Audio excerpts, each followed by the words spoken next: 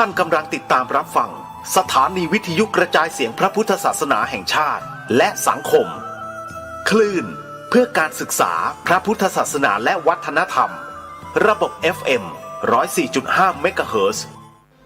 รายการต่อไปเป็นรายการคดีโลกคดีธรรมกล้าคิดก็ต้องกล้าทำอย่ากลัวถ้าทำความดีเร่งศึกษาปัญหาให้ทันท่วงที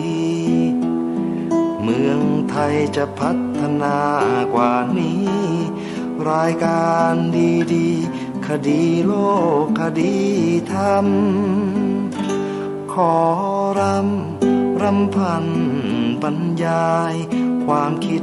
เครื่องหมายแห่งสีทั้งสามงามถนัดขาวคือบริสุทธิ์สีสวัสดิ์หมายพระไตรรัตน์และธรรมะคุ้มจิตไทยแดงคือโลหิตเราใสซึ่งยอมสละได้เพื่อรักษาชาติศาสนาน้ำเงินคือสีโสภาอันจอมประชาถ้าโปรดเป็นของส่วนองค์จัดริ้วเข้าเป็นไตรรงค์จึงเป็นสีธงที่รักแห่งเราชาวไทยทหารอวตารนำไปยงยุทธวิชัยวิชิตก็ชูเกียรติสยาม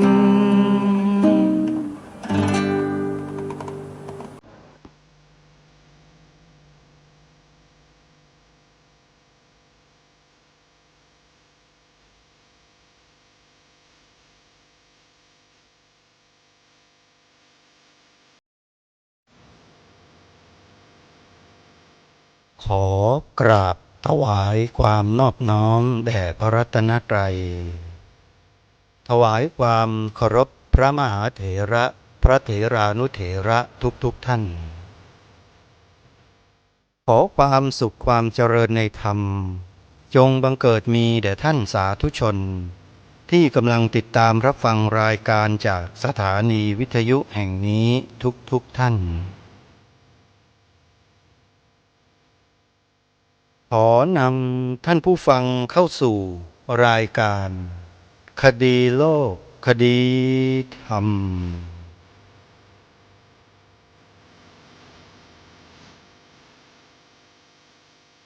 พบกันวันนี้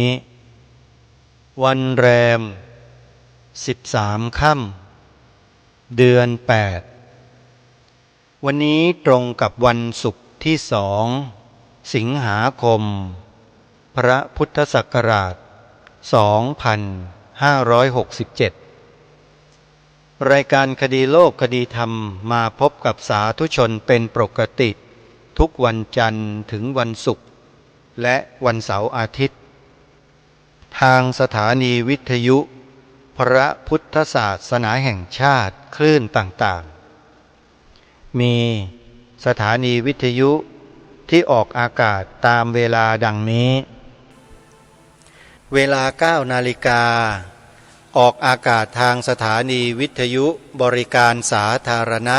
เพื่อพระพุทธศาสนาวัดหนองกายตำบลสันป่ายางอำเภอแม่แตงจังหวัดเชียงใหม่คลื่น FM 99.75 เมกะเฮิรตซ์สถานีวิทยุพระพุทธศาสนาจังหวัดกาฬสินธุ์วัดอารามมงคลตำบลยางตลาดอำเภอยางตลาดจังหวัดกาฬสินธุ์คลื่น FM 89 เมกะเฮิรตซ์สถานีวิทยุพระพุทธศาสนาจังหวัดเลยวัดศรีอุดมวงศ์ตำบลศรีสงครามอำเภอวังสะพุงจังหวัดเลยคลื่น FM 101.75 เมกะเฮิรตซ์3 สถานีนี้ ออกรายการคดีโลกคดีธรรมเวลาเดียวกัน9 นาฬิกาถึง10 นาฬิกาต่อมาเวลา10 นาฬิกาสถานีวิทยุพระพุทธศาสนาแห่งชาติประจำจังหวัดเลยคลื่นวัดป่าจริยธรรมตำบลนาดอกคำอำเภอนาด้วงจังหวัดเลยคลื่น FM 96.50 เมกะเฮิรตซ์และสถานีวิทยุพระพุทธศาสนาจังหวัดสุพรรณบุรีวัดสามชุกตำบลสามชุกอำเภอสามชุกจังหวัดสุพรรณบุรีคลื่น FM 100.25 เมกะเฮิรตซ์ออกอากาศเวลาเดียวกัน10 นาฬิกาต่อมาเวลา11 นาฬิกาท่านสามารถรับฟังรายการนี้ได้อีกครั้งหนึ่งทางสถานีวิทยุพระพุทธศาสนาแห่งชาติประจำจังหวัดเชียงใหม่คลื่นวัดฝายหินตำบลสุเทพอำเภอเมืองจังหวัดเชียงใหม่ FM 104.50 เมกะเฮิรตซ์ออกอากาศในเวลา11 นาฬิกาและเวลา1 นาฬิกาสถานีวิทยุพระพุทธศาสนาแห่งชาติประจำจังหวัดเชียงใหม่วัดฝายหินนี้ออกรายการคดีโลกคดีธรรม2 เวลาคือเวลา11 นาฬิกาครั้งหนึ่งและไปรันออกอากาศในเวลาตีหนึ่งของอีกวันหนึ่งอีกครั้งหนึ่งท่านสามารถรับฟังได้2 เวลาในเวลา13 นาฬิกาบ่ายโมงตรงท่านสามารถรับฟังรายการคดีโลกคดีธรรมได้อีกครั้งหนึ่งทางสถานีวิทยุพระพุทธศาสนาแห่งชาติประจำจังหวัด101คลื่นวัดบ้านปลาคูนตำบลท่าหาดยาวอำเภอโพนทรายจังหวัด101คลื่น FM 104.50 เมกะเฮิรตซ์ออกอากาศในเวลาบ่ายโมงเป็นประจำทุกวันสถานีวิทยุเครือข่ายอื่นๆที่นำรายการนี้ออกอากาศพร้อมกันกับแม่ข่ายซึ่งมีอยู่จำนวนหลายสถานีต้องขอบพระคุณผู้อำนวยการสถานีวิทยุทุกท่านที่ให้โอกาสพื้นที่ของสถานีวิทยุรายการคดีโลกคดีธรรมได้มาให้ข้อมูลข่าวสารความรู้กับบรรดาพุทธศาสนิกชนพี่น้องคนไทยของเราเป็นประจำทุกวันรายการคดีโลกคดีธรรมยังคงทำหน้าที่ตามปกติทั้งส่วนกลางและในต่างจังหวัดโดยเฉพาะรายการที่ออกอากาศนี้พยายามที่จะออกอากาศสดทุกวันเพื่อให้สาธุชนได้ติดตามสถานการณ์ในปัจจุบันให้รู้เท่าทันกับสถานการณ์นั้นๆโดยเฉพาะเรื่องเกี่ยวกับความมั่นคงของพระพุทธศาสนาโดยองค์รวมไม่ใช่ปัจเจกความมั่นคงโดยองค์รวมหมายความว่าสามารถคงความเป็นศาสนาพุทธในองค์ประกอบทั้ง5 ส่วนให้ได้โดยไม่ให้มีการกระทบกระเทือนหรือว่าสึกหรอโดยความพยายามของคนใดกลุ่มใดกลุ่มหนึ่งที่พยายามจะกัดกร่อนศาสนาพุทธในแง่มุมต่างๆของเรารายการนี้ก็จะได้นำสาระข้อมูลเหล่านั้นเนี่ยมาตีแผ่ให้แก่พวกเราได้รับทราบแล้วก็เชิญชวนพวกเราได้ช่วยกันระวังป้องกันการระวังป้องกันไม่จำเป็นที่เราจะต้องออกมาแสดงออกเหมือนอย่างกลุ่มอื่นๆที่มาถือป้ายถืออะไรแล้วเดินขบวนกันไม่ใช่การแสดงออกในการปกป้องรักษาความมั่นคงของพระพุทธศาสนาของเราทำโดยปกติด้วยกันอยู่แล้วนั่นก็คือ ให้ทานรักษาศีลเจริญภาวนาอันนี้เป็นส่วนความมั่นคงของแต่ละคนที่แต่ละคนสามารถทำได้ด้วยตัวของตัวเองและเกิดประโยชน์แก่ตัวเองแน่นอนแต่สิ่งที่ทางรายการได้ปรารภและพูดมาโดยตลอดก็คือเป็นความมั่นคงของส่วนรวมที่เราในฐานะที่เป็นส่วนบุคคลนั้นจะต้องมีส่วนร่วมด้วยและช่วยกันระวังป้องกันไม่ใช่ปล่อยให้ใครคนใดคนหนึ่งคณะใดคณะหนึ่งทำอยู่เพียงลำพังเท่านั้นแต่เราในฐานะที่เป็นพุทธศาสนิกชนด้วยเนี่ยต้องมีส่วนร่วมด้วยช่วยกันถ้าเราทำอย่างใดอย่างหนึ่งอย่างอื่นไม่ได้ทางรายการก็แนะนำวิธีการไว้ให้แล้วก็คือใช้วาจาให้เป็นประโยชน์สอนลูกบอกหลานด้วยประโยคที่ทางรายการเสนอเป็นการรณรงค์ให้พวกเราได้ร่วมด้วยช่วยกันกล่าวประโยคเหล่านี้ให้ผู้อื่นได้ยินได้ฟังเพื่อให้ติดหูติดตาติดใจโดยเฉพาะลูกหลานเยาวชนที่จะเติบใหญ่เป็นอนาคตของเราในภายภาคหน้าคนเหล่านี้แหละที่เราจะต้องปลูกฝังความถูกต้องให้เกิดความมั่นคงในใจของเขาให้ได้ให้เขาเชื่อมั่นให้ได้ว่าประเทศไทยเรานั้นมีพระพุทธศาสนาเป็นศาสนาประจำชาติไทยของเราทำให้เขาเชื่อมั่นทำยังไงก็ได้ด้วยวาจาของเรากล่าวพูดแสดงเหตุผลแก้ปรับประวาทบางสิ่งบางอย่างแก้ข้อสงสัยของเด็กๆเยาวชนของเราที่เขาอาจจะไปได้ยินข่าวบางอย่างหรือข่าวบางประเภทที่ทำให้เขาเกิดความเสื่อมศรัทธาจากพระพุทธศาสนาเราเป็นพ่อแม่ผู้ปกครองนี่แหละที่อยู่ใกล้ชิดเขาเนี่ยจะต้องหาข้อมูลแล้วแก้ไขให้เขา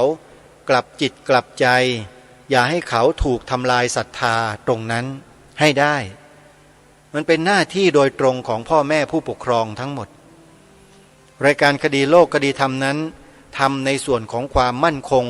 โดยองค์รวมในที่นี้ก็คือกล่าวสรุปและรวบยอดทั้งหมดเลยไว้ในคำเดียวประโยคเดียวสองประโยคนี้ที่ทางรายการได้นำเสนอมาโดยตลอดเป็นการกระทำที่รวบยอดและใช้กำลังใช้ทุนน้อยที่สุดหรือแทบจะไม่ใช้ทุนอะไรเลยก็ได้นะฮะแต่ได้ผลมหาศาลเลยแล้วท่านผู้ฟังเชื่อไหมว่าคำกล่าวสองประโยคที่ผู้ดำเนินรายการคดีโลกคดีธรรมคืออาตมาภาพรณรงค์ให้พวกเราได้กล่าวกันเนี่ยฝ่ายศัตรูที่จ้องทำลายประเทศชาติบ้านเมืองเราเนี่ยเขาไม่ชอบเขาผวาเขาไม่ต้องการให้เป็นตามที่เรากล่าวทั้งสองประโยคเลยฝ่ายศัตรูของบ้านเมืองเรานี่แหละศัตรูของพระพุทธศาสนาของเรานี่แหละเขาไม่ต้องการเขาจึงออกมาคัดค้านต่อต้านปั่นหัวคนไทยเราให้คัดค้านต่อต้านกันมาโดยตลอดท่านไม่สังเกตกันบ้างหรือว่าทำไม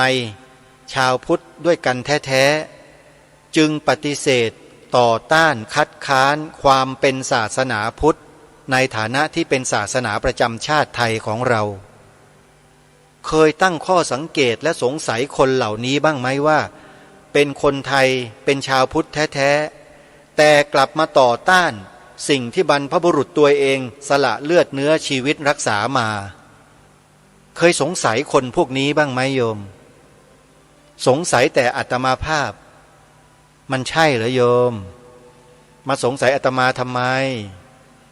อาตมาไม่ได้ไปทำร้ายใครไม่ได้ทำลายใครเพียงแต่ทำหน้าที่ปกป้องยกย่องเทิดทูนเชิดชูพระพุทธศาสนาให้เป็นศาสนาประจำชาติไทยของเราเท่านั้นเองถามว่าสิ่งนี้ไปเบียดเบียนใครไปทำลายใครใครมันเดือดร้อนนักหนาเดือดร้อนเพราะอะไร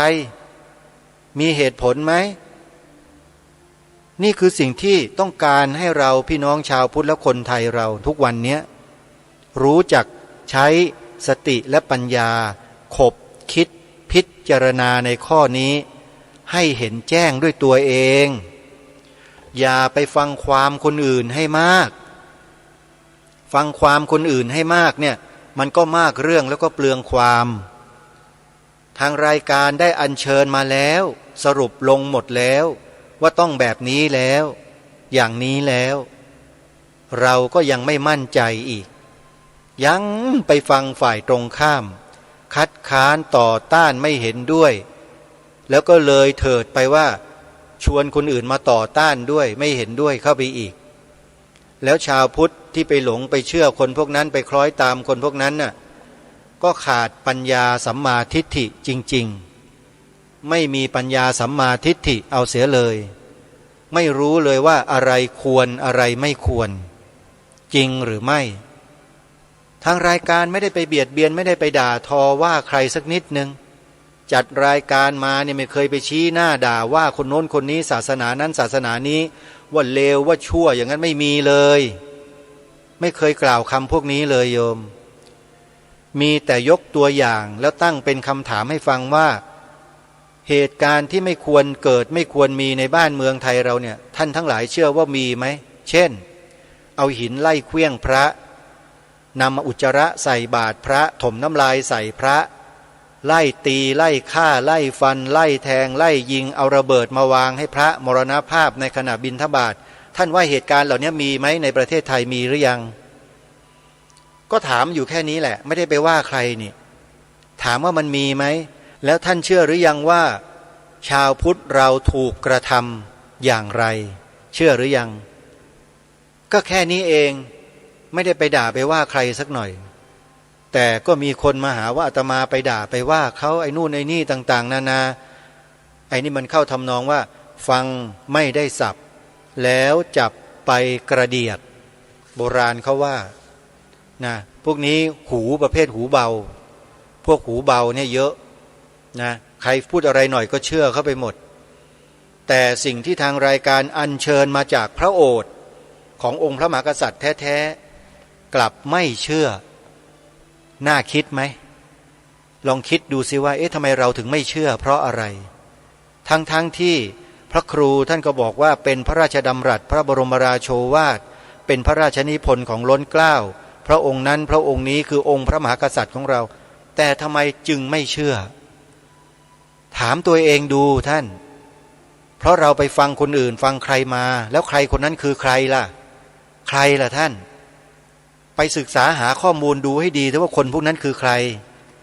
นะแต่สำหรับรายการคดีโลกคดีธรรมนั้นบอกชัดเจนอยู่แล้วว่าสิ่งที่นำมากล่าวให้พวกเราได้กล่าวตามเนี่ยเป็นพระบรมราโชวาทของพระเจ้าอยู่หัวคือขององค์พระมหากษัตริย์เราเองแล้วเรายังไปหลงเชื่อคนอื่นอยู่อีกนะยังมาต่อต้านสิ่งนี้ของพระองค์ท่านอีกท่านต้องพิจารณาตัวท่านเองแล้วนะใครที่ต่อต้านคัดค้านแล้วไม่เห็นด้วยกับรายการคดีโลกคดีธรรมเนี่ยอันนี้ต้องขอบอกย้ำๆบ่อยๆหน่อยเดี๋ยวท่านทั้งหลายก็ลืมเรื่อยนะลืมอยู่เรื่อยเพราะสัญญามันไม่เที่ยงก็ต้องย้ำกันบ่อยๆหน่อยก็ให้ช่วยกันก็ยังยืนยันนะท่านสาธุชนว่าต้องช่วยกันสืบสารรักษาต่อยอดสิ่งที่ทางรายการอัญเชิญมาเนี่ยคือสิ่งที่องค์พระมหากษัตริย์ตรัสไว้มีพระบรมราโชวาทไว้มีพระราชนิพนธ์ไว้เป็นหลักฐานชัดเจนไม่ได้ตีความเอาเองนะโยมอย่างสีขาวในธงชาติไทยเนี่ยอาตมาไม่ได้ตีความเองนะอาตมาแปลความให้ฟังว่าความหมายที่พระองค์ท่านพระราชนิพนธ์ไว้เนี่ยคือหมายความว่าอย่างนี้สีขาวในธงชาติไทยหมายถึงพระพุทธศาสนาเท่านั้นอาตมาไปทำลายใครหรือเปล่าไปเบียดเบียนใครไหมเนี่ยใครมันเดือดร้อนนักหนาเพราะการกล่าวประโยคนี้ใครเดือดร้อนเพราะอิจฉาริษยาตาร้อนหรือเปล่าความไม่พอใจหรือไม่เพียงพอหรือไม่พอเพียงใช่ไหมกระเฮี้ยนกระหือรือ ได้คืบจะเอาศอกได้ศอกจะเอาวาหรือเปล่าอาตมาไม่ได้ว่าใครแต่ตั้งคำถามว่าเป็นอย่างนั้นหรือเปล่าฟังให้ดีนะโยมมีคนไปตีความผิดหาว่าอาตมาไปด่าคนโน้นคนนี้เขาไม่เคยแม้แต่ครั้งเดียวมีแต่ถามว่าเป็นอย่างนั้นหรือเปล่าใช่ไหมถ้าไม่ใช่แล้วคืออะไรอาตมาไม่ได้ว่าใครนะทำรายการมาเนี่ยตรวจสอบดูตัวเองมาโดยตลอดว่าเราไปว่าใครทำไมญาติโยมบางคนเขามากล่าวหาเราว่าไปว่าคนต่างศาสนาอย่างนู้นอย่างนี้ถ้าอาตมาทำอย่างอาตมาอยู่กับรายการนี้ไม่ได้หรอกโยมอยู่ไม่ได้ถ้าเป็นคนอย่างนั้นน่ะมันไม่ใช่ไงถึงบอกว่าฟังไม่ได้สับแล้วจับไปกระเดียดเนี่ยน่าเกลียดมากๆเลยอาตมาอยากจะให้ทบทวนตัวกันเองใหม่นะคนที่มาว่าอาตมาหาว่าอาตมาไปกล่าวหาคนศาสนาอื่นเขาอะไม่ได้กล่าวหาอะไรแม้แต่นิดเดียวญาติโยมหลายท่านหลายคนที่ฟังรายการอยู่แล้วก็ถวายปัจจัยส่งเสริมรายการคดีโลกคดีธรรมจะมาบอกบุญอะไรเขาก็ทำกันมาท่านเหล่านี้ฟังมาโดยตลอดท่านก็เข้าใจเป็นอย่างดีอย่างคุณแม่บัวคำโสภาพร้อมด้วยครอบครัวเนี่ยอยู่บ้านกลางทุ่งตำบลสันพระเนตรอำเภอสันทรายจังหวัดเชียงใหม่เนี่ยโยมนำปัจจัยไปถวายอาตมาสนับสนุนให้อาตมาได้ทำหน้าที่ไปถึงวัดพระธาตุดอยสะเก็ดเชียวในช่วงที่อาตมาอบรมค่ายเยาวชนอยู่แล้วก็คุณแม่สุวรรณียาวิละอยู่ที่เดียวกันนะฮะบ้านกลางทุ่งนะบ้านกลางทุ่งตำบลสันพระเนตรอำเภอสันทรายจังหวัดเชียงใหม่แล้วก็คุณโยมจันอุตรพัฒน์คุณโยมพรทิพย์นันชินันซินะพร้อมด้วยครอบครัวเนี่ยทุกท่านพร้อมด้วยครอบครัวท่านเหล่านี้ฟังรายการคดีโลกคดีธรรมอยู่ที่เชียงใหม่อยู่ที่อำเภอสันทรายเนี่ยฟังทุกวันโยมเหล่านี้เขาฟังแล้วเขาเข้าใจแล้วเขาก็ไม่เคยมองหรือคิดแม้แต่นิดเดียวว่าจะมาไปด่าคนต่างศาสนาไม่มีเลยมีไหมโยมพรทิพย์โยมแม่จันอุตรพัฒน์โยมแม่สุวรรณียาวิละโยมแม่บัวคำโสภาแล้วก็อีกท่านหนึ่งคุณโยมภูลสุขโยมภูลสุขนี่ก็มาร่วมถวายปัจจัยให้อาตมาถึงวัดพระธาตุดอยสะเก็ดเลยหลังจากที่ได้ประชาสัมพันธ์ประกาศไปให้ทราบขออนุโมทนาจริงๆญาติโยมเป็นกำลังใจอย่างดีถึงแม้ว่าจะมีเพียงแค่น้อยคนแต่หัวใจที่มุ่งมั่นนั้นยิ่งใหญ่กว่าจำนวนโยมอาตมาเชื่อมั่นในคุณภาพมากกว่าปริมาณคุณภาพเพียงหนึ่งเดียวแต่ถ้าปริมาณมากแต่ไร้คุณภาพก็ไม่มีประโยชน์อุปมาเหมือนกับผู้นำในทุกระดับ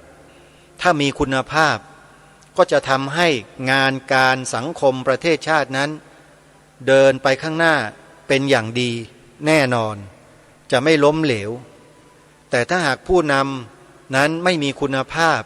เน้นแต่ปริมาณใช้แต่เงินกันอย่างเดียวซื้อกันอย่างเดียวเนี่ยอาตมาภาพคิดว่าการบริหารจัดการบ้านเมืองก็ดีหรือองค์กรต่างๆก็ดีล้มเหลวแน่ไม่เป็นท่าเลยแหละประเทศไทยเราเนี่ยอาตมาภาพฟังผู้รู้ทั้งหลายเขาถวายความรู้เมื่อครั้งที่ไปนั่งเรียนไปศึกษาเล่าเรียนอยู่ที่สถาบันการสร้างชาติเนี่ยผู้คนที่เป็นระดับผู้นำองค์กรต่างๆหน่วยงานภาครัฐภาคเอกชนที่ทางสถาบันได้เชิญมาบรรยายให้ความรู้ให้ประสบการณ์ในการทำงานของหน่วยงานต่างๆได้ยินจากปากท่านเหล่านี้ตรงๆเลยทุกท่านทุกคนเหล่านั้นเนี่ยต่างก็พูดในลักษณะที่คล้ายคลึงกันว่าถ้าผู้นำไม่ว่าจะอยู่ในองค์กรใดหน่วยงานใดภาครัฐภาคเอกชนก็แล้วแต่ถ้าขาดอยู่สิ่งหนึ่งแล้วเนี่ยองค์กรนั้นไม่เจริญมีแต่จะเสื่อมทรามลงไปในที่สุดสิ่งนั้นก็คือศีลธรรมหรือคุณธรรมศีลธรรมเป็นสิ่งที่มีค่ามากสำหรับสังคมมนุษย์ผู้นำองค์กรเหล่านี้เขาจะเน้นความดีมากกว่าความเก่งเพราะถ้าคนเก่งแต่ไร้ความดี เก่งไปก็ไม่มีความหมายมันจะทำลายองค์กรโดยตัวของมันเองเพราะความเก่งนั้นที่ปราศจากความดีองค์กรเหล่านี้แม้แต่สถาบันที่อาตมากล่าวถึงที่ไปนั่งเรียนเนี่ยสถาบันการสร้างชาติเขาเน้นความดีมากกว่าความเก่งดีเก่งกล้านี่คือลำดับความสำคัญที่ทางสถาบันที่ได้ให้ไว้แก่นักศึกษาทุกคนทุกหลักสูตรที่ได้ไปศึกษาเล่าเรียนในสถาบันนั้นจะเน้นให้คนที่ไปเรียนเนี่ยดีเอาความดีมาก่อนทุกคนต้องดีในบริบทของศีลธรรมเนี่ยดียังไงนะต้องดีเก่งความเก่งไม่มีปัญหาคนที่มาเรียนที่นี่เชื่อมั่นว่าเขามีความเก่งอยู่แล้วเพราะไม่เช่นนั้นเขาเป็นผู้นำองค์กรไม่ได้ไม่ว่าจะเป็นผู้ว่าราชการจังหวัดไม่ว่าจะเป็นหัวหน้าอัยการระดับต่างๆไม่ว่าจะเป็นทนายความไม่ว่าจะเป็นสสไม่ว่าจะเป็น CEO ของบริษัทต่างๆห้างร้านต่างๆภาคเอกชนเป็นผู้นำทั้งหมดที่มานั่งเรียนที่นี่แปลว่ามีความเก่งอยู่แล้วแต่มาเสริมความดีบางทีเขาอาจจะไม่รู้ว่าความดีคืออะไรและมีประโยชน์อย่างไรและในขณะเดียวกันทางสถาบันเองก็นิมนต์อาราธนาพระสงฆ์ให้มาเรียนด้วยทำไมประธานสถาบันหรือผู้ก่อตั้งสถาบันเขาบอกว่าเพราะผมไม่สามารถจะทิ้งพระสงฆ์ไปได้เพราะพระสงฆ์เป็นแบบอย่างของความดีในสังคมของเรานี่คือเจ้าของสถาบันพูดเองนะโยมเขาจึงนิมนต์พระให้ไปเรียนไงโยมถามว่ามีค่าใช้จ่ายไหมมีฮะพระต้องเสียตังค์ด้วยนะถึงไปเรียนได้แต่เสียไม่มากเพียงแค่บริจาคทำบุญสนับสนุนกิจกรรมของสถาบันเท่านั้นแหละก็ไปนั่งเรียนกับญาติโยมคฤหัสถ์ที่มีใจเดียวกันได้และอาตมาภาพเองก็เรียนจบหลักสูตรวิชาการมาเรียบร้อยแล้วสอบผ่านแล้วได้เกียรตินิยมด้วยโยมเรียนเล่นๆนะฮะไม่ได้ตั้งใจเรียนนะยังได้เกียรตินิยมเลยโยมลองคิดดูแล้วกันว่าคฤหัสถ์ที่เขาเสียสละทุ่มเทตั้งสถาบันขึ้นมาแล้วให้การศึกษาความรู้แก่ประชาชนโดยทั่วไปตลอดจนถึงพระสงฆ์เนี่ยคนแบบนี้อาตมาภาพว่ามีในสังคมน้อยนะโยมแล้วก็ไม่ใช่คนธรรมดาทั่วไปเป็นคนที่มีความรู้มีความสามารถเก่งฉกาจในระดับแนวหน้าของโลกด้วยบุคคลที่ตั้งสถาบันนี้ขึ้นมาเนี่ยไม่ได้คุยนะโยมนี่คือเรื่องจริงฮะแต่สิ่งหนึ่งที่เขายังขาดไปเนี่ยก็อย่างที่บอกนั่นแหละความเก่งของเขาเนี่ยคือเก่งฉกาจเหนือกว่าพวกฝรั่งมังค่าที่ไปเรียนในมหาวิทยาลัยฮาร์วาร์ดด้วยกันสู้ท่านไม่ได้ก็แล้วกันคนไทยนะเป็นคนไทยเรานี่แหละนะเอ่ยนามทุกคนก็รู้โดยเฉพาะในภาคการเมืองเนี่ยรู้หมดนะฮะศาสตราจารย์ดร.เกรียงศักดิ์เจริญวงศ์ศักดิ์หรือว่าอาจารย์แดนนั่นเองเป็นผู้ก่อตั้งสถาบันนี้ตั้งขึ้นมาด้วยอุดมการณ์มีความมุ่งมั่นว่าจะมีคนดีคนเก่งแล้วก็คนกล้ามารวมกันอยู่ในสถาบันดังกล่าวแล้วมาทำเพื่อประโยชน์ส่วนรวมเพื่อชาติบ้านเมืองด้วยกันนี่คือสิ่งที่ท่านศาสตราจารย์คนนี้มีความตั้งใจเอาไว้และเขาให้เกียรติแด่พระสงฆ์อย่างมากนิมนต์พระสงฆ์ชวนให้พระสงฆ์ไปบอกพรรคพวกที่เป็นสหธรรมิกพระด้วยกันที่เห็นว่าหน่วยก้านที่พอจะมาร่วมอุดมการณ์กันได้เนี่ยนิมนต์มาปรากฏว่านิมนต์มา20เรียนไปเรียนมาเหลืออยู่4เหลืออยู่5โยมนะบางรุ่นเนี่ยก็เหลืออยู่แค่2บางรุ่นก็เหลือแค่1แต่ปรากฏว่ารุ่นที่อาตมาภาพไปเรียนอยู่เนี่ย20กว่ารูปเหลืออยู่ประมาณ8 ถึง 9รูปเยอะที่สุดเลยและในวันที่2เนี่ยก็จะไปพบปะกันเพื่อแสดงความยินดีกับผู้สมัครและได้รับการเลือกตั้งสว การเลือกตั้งสวในครั้งนี้ผู้ที่มีส่วนเกี่ยวข้องกับสถาบันการสร้างชาติลงสมัครสวครั้งนี้ได้ทั้งหมด5 คนโยมมีสวทั้ง5 คนที่เป็นของสถาบันโดยตรงนะยังมีโดยอ้อมอีกนะโยมมีโดยอ้อมอีกเพราะฉะนั้นเมื่อได้เป็นสวแล้วแน่นอนละงานระดับประเทศย่อมเกิดและอะไรต่างๆก็จะเริ่มดีขึ้นมากขึ้นเพราะอยู่ดำรงตำแหน่งด้วยอุดมการณ์ด้วยอุดมการณ์คือดีเก่งกล้าอย่างที่ทางรายการได้ปรารภว่าเป็นคำขวัญหรือเป็นจุดสำคัญที่ทางสถาบันได้กำหนดขึ้นมาให้เป็นสัญลักษณ์เป็นเอกลักษณ์ของสถาบันนี้คือคนที่มาที่นี่ต้องดีเก่งแล้วก็กล้าด้วยไม่ใช่ขี้ขลาดตาขาวได้ยินอะไรหน่อยได้เห็นอะไรหน่อยเชิญชวนทำอะไรหน่อยหนีเลยถ้าขี้ขลาดตาขาวอย่างนี้ก็ไปกันไม่ได้นะฮะก็คงจะต้องปล่อยให้วังวนเวียนกันอยู่ในวัฏจักรเหล่านั้นเหมือนเดิมไม่สามารถที่จะหลุดรอดออกมาได้เพราะขาดความกล้าอาจจะเก่งอาจจะดีแต่ไม่มีความกล้าก็ทำอะไรไม่สำเร็จเหมือนกันท่านไม่กล้า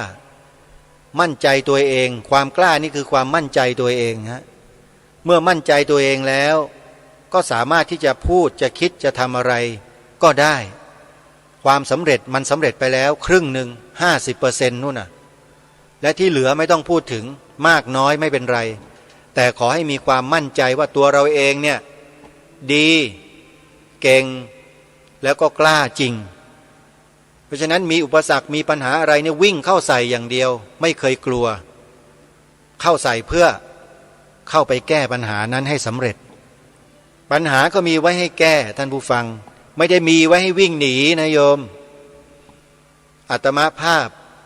ทำรายการคดีโลกคดีธรรมมาเกือบจะ20 ปีแล้วโยมไม่เคยหนีปัญหานำเอาปัญหามากล่าวมาพูดให้พวกเราได้ฟังว่ามันเกิดขึ้นอย่างนี้อย่างนี้อย่างนี้นะแล้วชวนพวกเราเนี่ยมีส่วนร่วมด้วยช่วยกันแก้อาตมาบอกแล้วว่าพูดแล้วว่าแก้คนเดียวไม่ได้ไม่สำเร็จโยมเราต้องร่วมแรงร่วมใจกันเพราะฉะนั้นทางรายการให้ทำอะไรเราก็ช่วยกันทำฮะโดยไม่ต้องมารวมกลุ่มไม่ต้องมาพบปะอะไรกันเลยไม่จำเป็นอยู่ที่ไหนก็ทำได้เพราะทุกคนมีปากขออภัยนะที่ใช้ภาษาไทยๆแท้ๆหน่อยทุกคนมีปากฮะใช้ปากให้เป็นประโยชน์พูดในสิ่งที่เป็นความจริงของบ้านเมืองของเราเพราะว่ามันมีคนมาบิดเบือนความจริงของประเทศของเราอยู่ในระบบเลยแหละซึ่งอาตมาภาพก็ส่งข้อมูลไปให้องค์กรที่ต่อสู้อยู่ทุกวันนี้ให้เขาเห็นข้อมูลเหล่านี้แล้วให้เขาไปพิจารณาหาแนวทางในการแก้ไขทำยังไงก็ว่าไปเรามีหน้าที่ให้ข้อมูลเขาเพราะเราเป็นผู้ประจักษ์แจ้งข้อมูลเหล่านี้ด้วยตัวเองข้อมูลอะไรล่ะท่านข้อมูลที่มีคนบิดเบือนความหมายสีขาวในธงไตรรงค์และบิดเบือนบทพระราชนิพนธ์ความหมายธงไตรรงค์ของพระเจ้าอยู่หัวรัชกาลที่6แล้วทำในระดับชาติด้วยไม่ใช่ระดับเล็กๆเล่นกันถึงชาติบ้านเมืองเลยแหละแล้วทางรายการจะอยู่เฉยๆนิ่งๆไม่นำเอาความสำคัญในข้อนี้มาแจ้งบอกพี่น้องประชาชนคนไทยเพื่อให้ร่วมด้วยช่วยกันระวังป้องกันมันรู้สึกผิดนะโยมนะถ้าไม่ทำหน้าที่ตรงนี้เพราะเป็นคนได้รับข้อมูลมาเองเห็นเองรู้เองและเป็นคนนำเสนอออกมาเป็นคนแรกเองเรื่องบิดเบือนความหมายสีขาวธงชาติเนี่ยโยมไปดูในคลิปที่อาตมาภาพได้อัปโหลดไว้ใน YouTube โยมไปดูนะชื่อคลิปนะโยม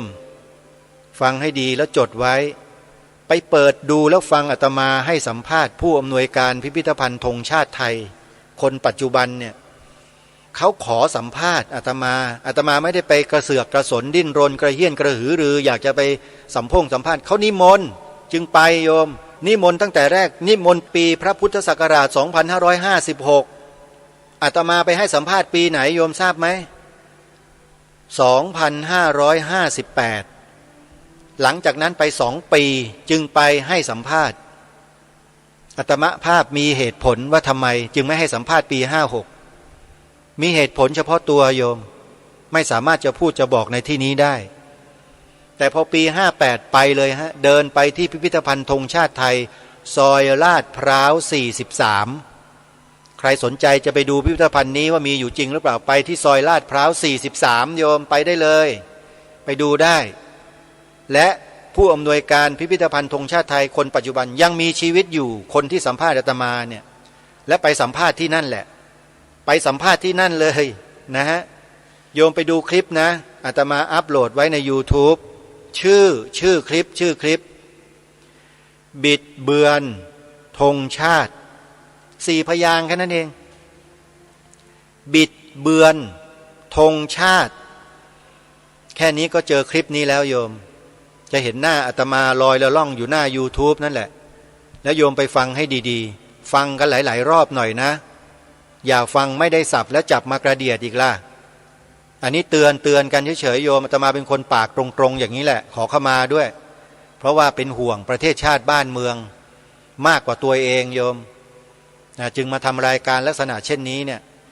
หลายคนก็ไม่ค่อยชอบหรอกพวกโลกสวยไม่ค่อยชอบอาตมาโลกสวยจะไปนิพพานนะฮะไม่ค่อยชอบหรอกนะจะไปแต่นิพพานกันอย่างเดียวบ้านเมืองพระพุทธศาสนาสถาบันจะเป็นยังไงเนี่ยไม่สนใจจะไปแต่นิพพานจะเอาแต่ธรรมะจะเรียนแต่ธรรมะจะรู้แต่ธรรมะกันอย่างเดียวกระหายกันมากมายเหลือเกินแต่บ้านเมืองจะล่มจมประเทศชาติจะล่มจมเพราะการกระทำในลักษณะเยี่ยงนี้ไม่สนใจกันเลยแล้วแถมยังมาว่าคนที่เขาทำหน้าที่แบบนี้อยู่ด้วยก็ลองคิดดูจะเป็นคนเห็นแก่ตัวหรือเปล่าไม่ได้ว่านะถามนี่คือคำถามนะท่านไม่ได้ว่านะไม่เคยว่าใครฮะมีแต่ถามว่าเห็นแก่ตัวหรือเปล่าความคิดแบบนั้นความรู้สึกเช่นนั้นลองพิจารณาตัวเองกันดูนะโยมนะเพราะฉะนั้นนะเรื่องของเหตุการณ์ระดับชาติที่เกิดขึ้นแต่คนไทยนิ่งทั้งประเทศเพราะไม่รู้รายการนี้นำมาเผยแพร่นำมาบอกนำมากล่าวแล้วก็มีสักขีพยานรู้เห็นและเห็นความจริงที่เกิดขึ้นนี้ด้วยนั่นก็คือผู้อำนวยการพิพิธภัณฑ์ธงชาติไทยนั่นเองเป็นพยานสำคัญเลยไม่เช่นนั้นไม่นิมนต์อาตมาไปให้สัมภาษณ์หรอกเพราะท่านผอ.พิพิธภัณฑ์ธงชาติไทยคนนี้เขาเห็นแล้วว่าเขามองแล้วว่าไม่มีใครกล้าที่จะพูดความจริงในข้อนี้เลยในประเทศนี้เห็นมีอาตมาอยู่รูปเดียวก็เลยนิมนต์ผอ.คนนี้เขาทำงานระดับชาติโยมไม่ใช่ทำงานเล็กๆและนิมนต์อาตมาไปก็ไปแต่กว่าจะไปได้ก็ตั้ง2 ปีนั่นน่ะตัดสินใจฮะไปเลยเพราะว่าดูแล้วมันหนักข้อขึ้นไงขนาดผู้นำหัวหน้าส่วนป้องกันประเทศของวิทยาลัยป้องกันราชอาณาจักรเป็นนายทหารระดับพลเอกนะฮะทำหนังสือไปทักท้วงถึงที่ส่วนงานที่เขาทำเนี่ยเขายังไม่สลดเลยฮะยังไม่สลดเลยยังไม่รู้สึกรู้สาอะไรกันเลยยังทำนิ่งๆเฉยๆกันอยู่ยังไม่ยอมเปลี่ยนแปลงไอ้บทความที่บิดเบือนความหมายพระราชทานธงไตรรงค์ของล้นเกล้ารัชกาลที่6ไม่เปลี่ยนครับยังใส่ไว้เหมือนเดิมฮะพิมพ์เพิ่ม 20,000 ก็เพียงแค่ตัดคำในวงเล็บออกแต่ความทั้งหมดก็ยังผิดอยู่ฮะยังไม่ถูกทางรายการก็ได้แต่บอกกับพี่น้องประชาชนคนไทยให้ทราบว่ามันเกิดแบบนี้ขึ้นจริงและมันมีผลนะท่านอย่าคิดว่าไม่มีผลนะสิ่งเหล่านี้อัตลักษณ์สัญลักษณ์เอกลักษณ์เอกสารข้อมูลหลักฐานทางประวัติศาสตร์ถ้าใครมาบิดเบือนเนี่ยถือว่าต้องการจะบิดประเทศนี้ให้เพี้ยนไปเรายอมกันหรือเรายอมกันไหมยอมให้เขาทำอย่างนั้นต่อไปไหมปล่อยให้เขาทำอยู่เช่นนี้ต่อใช่ไหมถ้ายอมก็นิ่งๆไม่ต้องช่วยอะไรโยมอยู่เฉยๆจงเห็นแก่ตัวกันต่อไปไม่ได้ว่านะก็เพราะทุกคนทำตัวเองกันหมดใช่ไหมฮะรายการนี้ไม่ได้ว่านะก็คือไม่สนไงเรื่องส่วนรวมมีคนมาบอกขนาดนี้แล้วยังไม่สนเลยก็แปลว่าเห็นแก่ตัวอย่างเดียวไม่เห็นแก่ส่วนรวมหรืออาจจะเห็นก็ได้แต่เห็นด้วยวิธีการอื่นอย่างอื่นหรือเปล่าอันนี้ต้องขออภัยด้วยนะไม่ใช่ทุกคนนะฮะไม่ใช่ทุกคนบางคน นะเพราะฉะนั้นยังไงก็ตามแต่เถอะเมื่อกล่าวถึงความดีความเก่งความกล้าตามที่สถาบันการสร้างชาติที่อาตมาภาพไปลงเรียนหลักสูตรในระยะสั้น6เดือนจนสำเร็จมาแล้วเนี่ยซึ่งเขาใช้ความจริงในข้อนี้แล้วก็ส่งเสริมผู้คนที่มีคุณลักษณะใน3ข้อนี้เนี่ยให้มารวมกันที่สถาบันในนามของนักศึกษาหลักสูตรต่างๆทั้ง3หลักสูตรไม่ว่าจะเป็น EEC ไม่ว่าจะเป็นนสช.ไม่ว่าจะเป็น Wellness 3หลักสูตรนี้ก็ตามทุกคนดีเก่งกล้าต้องมีคุณสมบัติ3ข้อนี้นะไม่ว่าในขณะที่เรียนจบไปแล้วก็ต้องรักษาคุณลักษณะใน3ข้อนี้เอาไว้ในฐานะที่เป็นนักศึกษาหลักสูตรสถาบันการสร้างชาติท่านสาธุชนผู้ฟังทุกท่านบางคนก็อาจจะฟังแล้วเกิดความรู้สึกรังเกียจเป็นพระเป็นสงฆ์ทำไมไม่เรียนธรรมะทำไมไม่ปฏิบัติกรรมฐาน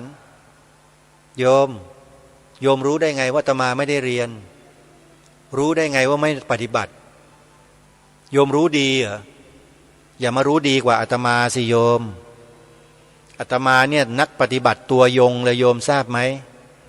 แล้วก็เป็นนักศึกษาตัวยงด้วยแล้วเรียนและปฏิบัติมาตั้งแต่ยังไม่เข้าพรรษาแรกเลยก้าวแรกของการบวชของอาตมาเนี่ยคือปฏิบัติวิปัสสนากรรมฐานกับเรียนพระปริยัติธรรมโยม2 ปี2 พรรษาเต็มที่อยู่กับสำนักเรียนและสำนักปฏิบัติและโยมที่เข้าใจอาตมาว่าไม่ได้เรียนไม่ได้ศึกษาไม่ได้ปฏิบัติเนี่ยโยมเข้าใจเอาเองทั้งนั้นเลยนะศึกษาและปฏิบัติจนกระทั่งเกิดความรู้และความเข้าใจพอสมควรแล้วมั่นใจแล้วนั่นแหละจึงมาทำประโยชน์เพื่อส่วนรวมควบคู่ไปด้วยในขณะเดียวกันก็ปฏิบัติตนเองตามหลักธรรมนั้นอยู่ด้วยการปฏิบัติธรรมโยมเข้าใจยังไงต้องเดินจงกรมนั่งสมาธิหลับหูหลับตาอยู่กับที่ไม่ต้องทำอะไรแค่นั้นเหรอชีวิตนี้ไม่ตายเปล่าไงบ้านเมืองจะได้ประโยชน์อะไรล่ะกับการทำเช่นนั้นตลอดชีวิตอ่ะมีใครไปนั่งหลับตาอยู่ตลอดชีวิตไหมไม่มีหรอกฮะไปศึกษาจนกระทั่งรู้จิตรู้ใจรู้กายรู้ตัวเองให้ชัดแล้วหรือจะพูดอีกในหนึ่งก็คือรู้จักรูปนามขันธ์5ของตัวเองที่ชัดแล้วก็นำมันมาใช้เป็นประโยชน์ต่อส่วนรวมสิฮะนี่ก็เรียกว่านักปฏิบัตินี่แหละคือนักปฏิบัติแล้วโยมทำเพื่อประโยชน์ส่วนรวมนี่แหละเพราะฉะนั้นใครที่ตั้งเป้ารังเกียจไม่พอใจอะไรต่างๆที่ว่าอยู่เนี่ยไปพิจารณาตนเองให้ดีๆนะเดี๋ยวมันจะเป็นบาปเปล่าๆมาบั่นทอนจิตใจบั่นทอนกำลังใจของคนทำงานเนี่ยไม่ดีนะบาปนะอาตมาเนี่ยโดนบั่นทอนเยอะโยมแต่บั่นทอนไม่ลงสักทีหนึ่งเพราะอะไรเพราะมันลึกเข้าไปฝังไปเป็นอุดมการณ์แล้วสิอุดมการณ์เนี่ยทำลายไม่ได้นะโยมทำลายแต่ร่างกายได้โยมแต่อุดมการณ์ในใจทำลายไม่ได้เพราะไม่เช่นนั้นจะไม่มีพระโพธิสัตว์เพราะเช่นนั้นจะไม่มีพระสัมมาสัมพุทธเจ้าเพราะเหตุนั้นจะไม่มีพระอรหันต์สาวกท่านเหล่านี้มีอุดมการณ์ทั้งนั้นอุดมการณ์ของแต่ละท่านเนี่ยมั่นคงมากใครมาทำลายท่านก็ไม่ได้เช่นเดียวกันเราถึงแม้ว่าจะเป็นปุถุชนคนธรรมดาอยู่ก็จริงเราก็ตั้งจิตอธิษฐานจิตของเราทำหน้าที่ของเราไปด้วยจิตที่บริสุทธิ์ทำด้วยจิตที่บริสุทธิ์คือไม่ได้ทำด้วยความโลภไม่ได้ทำด้วยความโกรธไม่ได้ทำด้วยความหลงแต่ทำเพราะความรู้คือปัญญาศึกษามาแล้วเรียนรู้มาแล้วปฏิบัติมาแล้วเข้าใจแล้วเห็นแล้วรู้แล้วว่าการกระทำเยี่ยงนี้เยี่ยงนั้นอย่างนั้นเป็นการกระทำที่ถูกต้องเหมาะสมหรือไม่ควรหรือไม่อย่างไรแล้วเราจะช่วยกันขจัดปัดเป่าสิ่งเหล่านั้นไม่ให้เกิดขึ้นต่อไปได้ไหมใช้ปัญญาคิดทั้งนั้นฮะไม่ได้ใช้อารมณ์แม้แต่นิดเดียวแล้วก็มาเชิญชวนพวกเราให้ช่วยกันทำเพื่อทำรงรักษาความถูกต้องของชาติบ้านเมืองเราเอาไว้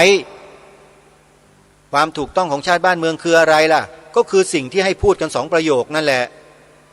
พระพุทธศาสนาเป็นศาสนาประจำชาติไทยของเราและสีขาวในธงชาติไทยหมายถึงพระพุทธศาสนาเท่านั้นนี่แหละคือความถูกต้องของประเทศชาติบ้านเมืองไทยของเราแล้วเราคิดว่าสิ่งที่เสนอให้พวกเราได้จัดได้ทำกันตรงเนี้ยคืออะไรล่ะคิดว่าคืออะไรคือสิ่งผิดของชาติบ้านเมืองนี้หรือเปล่าเป็นสิ่งที่ไม่ถูกต้องของชาติบ้านเมืองนี้ใช่ไหมไหนลองกล่าวมาสิว่าใช่หรือเปล่าอยากจะฟังว่าใครคิดว่าไม่ใช่บ้างจะได้ทราบได้รู้กันนี่คือสิ่งที่ทางรายการนั้นพยายามที่จะบอกกับทุกท่านทุกฝ่ายว่าทางรายการไม่ได้ทำเพื่อประโยชน์ส่วนตนแต่ทำเพื่อประโยชน์ส่วนรวมแล้วทำเนี่ยไม่ได้มีสิ่งตอบแทนอะไรที่ดีที่เป็นเงินเป็นยศถาบรรดาศักดิ์ตำแหน่งไม่มีหรอกไม่ได้หวังอะไรเลยเพียงแค่ทำเพื่อเห็นว่าคนไทยพี่น้องไทยเราเนี่ยที่ได้ฟังรายการนี้แล้วจะเข้าใจในสิ่งที่กล่าวที่แสดงที่พูดแล้วก็ขวนขวายกุลีกุจอได้ร่วมด้วยช่วยกันระวังและป้องกันสิ่งสำคัญของชาติบ้านเมืองกล่าวคือพระบวรพุทธศาสนาในองค์รวมเนี่ยให้ยืนหยัดมั่นคงเป็นศาสนาประจำชาติไทยของเราตลอดไปตลอดกาลแล้วอย่าให้ใครมาบิดเบือนความหมายสัญลักษณ์ของประเทศของเราอีกชวนมาทำอย่างนี้ผิดไหมมันเป็นการเมืองเหรอเรื่องนี้เป็นการเมืองตรงไหนใครบอกว่าเป็นการเมืองมั่งอาตมานี่อยากจะตำหนิแรงๆโยมแต่เกรงใจท่านผู้ฟังไม่ตำหนิก็ได้แต่ก็ถามกลับไปว่าตรงไหนล่ะที่พูดอยู่เนี่ยตรงไหนมันเป็นการเมืองตรงไหนยังไงเข้าใจนะลงทุนนิดเดียวเนาะทำลายได้ง่ายๆเนาะไม่มีอะไรจะทำไงไม่ทราบหาว่าพระยุ่งการเมืองพระยุ่งการเมืองสร้างวาทกรรมอยู่ได้ทั้งที่มันไม่ได้เป็นความจริงเลยไม่ได้ยุ่งได้เกี่ยวอะไรกับพวกนั้นสักหน่อยทำเพื่อปกป้องสถาบันชาติศาสนาพระมหากษัตริย์หาว่าอาตมายุ่งการเมืองพูดการเมืองดูคนสิคนทุกวันนี้นะหูไม่รู้เป็นอะไรสงสัยคงจะต้องไปเกิดใหม่มั้งแล้วก็อธิษฐานจิตจะขอให้หูมันมีคุณภาพหน่อยน่าจะดีนะโยมอันนี้ก็ไม่ได้ว่านะเพียงแค่แนะนำเฉยๆเอาละญาติโยมพูดไปก็นะเวลาก็ล่วงเลยมาเยอะแล้วจะหมดเวลาแล้วเอาอย่างนี้แล้วกันว่าในวันต่อๆไปเนี่ยอาตมาภาพพยายามที่จะยกเหตุยกผลให้พวกเราได้สดับรับฟังกันเพื่อให้เกิดความรู้และความเข้าใจร่วมกันก็อย่าลืมไปดูคลิปนะคลิปที่แนะนำเมื่อกี้เนี้ยที่อาตมาภาพให้สัมภาษณ์ผู้อำนวยการพิพิธภัณฑ์ธงชาติไทยชื่อคลิปบิดเบือนธงชาติแล้วส่งต่อให้พี่น้องของเราดูกันด้วยนะโยมนะบิดเบือนธงชาติขออนุโมทนาสาธุวันนี้เวลาของรายการหมดแล้วต้องขอสมมติยุติไว้ที่เพียงเท่านี้ขอความสุขสวัสดีในธรรมแห่งองค์สมเด็จพระบรมศาสดาสัมมาสัมพุทธเจ้าจงปรากฏเกิดมีขึ้นในจิตใจของท่านผู้ฟังทุกท่านทุกคนเทินขอ